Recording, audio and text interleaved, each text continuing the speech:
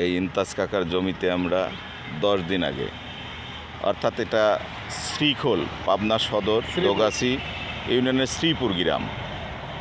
তো আমরা 10 দিন আগে এই ধানের বইতে গাজি পাওয়ার ব্যবহার করা হয়েছে।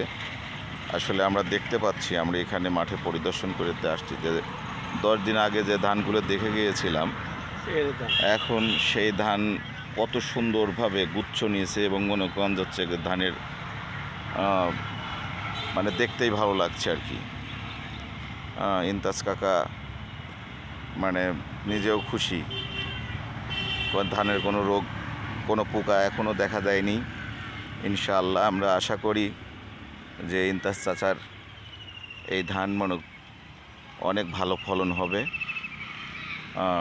20 থেকে 30% ফলন হবে। অনেক সুন্দর সুন্দর গুছা হয়েছে। আসলে আমরা তো ভিডিওতে ওইভাবে দেখাতে পারতেছি না, অথচ দেখেন খুব সুন্দর মনোকম হচ্ছে কি হয়েছে।